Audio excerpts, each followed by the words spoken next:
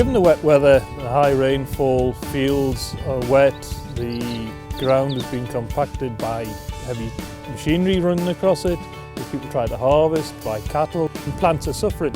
Grass is suffering, production is suffering. Roots aren't able to penetrate, water isn't able to escape. Productive grasses will disappear out of it and be filled up with meadowgrass. So the plants are smaller and less productive.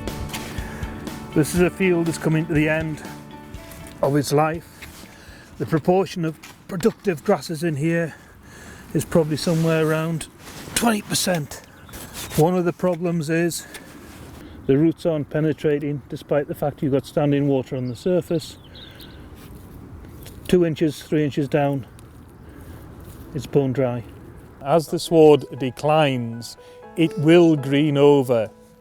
Any areas that have been damaged and rutted will grow green, but they grow green with meadowgrass, so you end up with a double whammy of lower production and much lower response to fertility.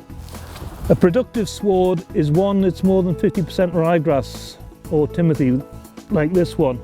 The best way of distinguishing grasses is to go and look at the base of the sward. As a rough rule of thumb, what is productive is very difficult to pull out, what is weed grasses are very easy to pull out, but if you look at the base of the stem, ryegrass is a nice bright red area and timothy white base on the stem, but with a little bulb at the bottom, almost like a spring onion. You will end up making a very costly error of trying to compensate for a poor sward by throwing very expensive fertiliser at it and just not getting the response. If you've got somewhere between 30 and 50% of sown species, it doesn't justify a reseed, so the best thing is to try and remove as much of the weed grasses as possible and then replace them with productive species by overseeding. To renovate a field, you need to look at your problems. The first problem is to check your soil structure. Now if you can see this as we're pulling it away, how the soil is all cracking. With roughly 5-6 inch of grass roots in this top piece of sward we've dug out. In long term you have far healthier grass layers. Then decide what tool you use to correct the compaction or consolidation. Going in anything up to 6-8 inches, you need a sward lifter which will actually lift the soil, open the structure up and allow the air to go into a greater depth. It'll shatter the pan.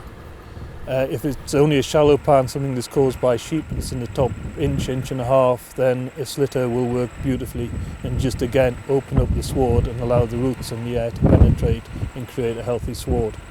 Once you've done that, you then try to remove as much of the poor grass as you can. The Opico is an extremely effective machine for pulling out a lot of the shallow rooted grasses like meadowgrass, and at that point you can then go back in and reintroduce productive grasses either by drilling it or by using the grass box on top of the Opico.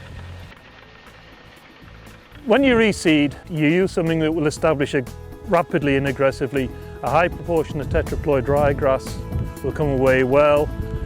Take the opportunity to reintroduce white clover into the sward, which will not only fix nitrogen but will improve the protein content of the grazing and improve the animal's performance. So you go for a mixture that is specifically designed for the job.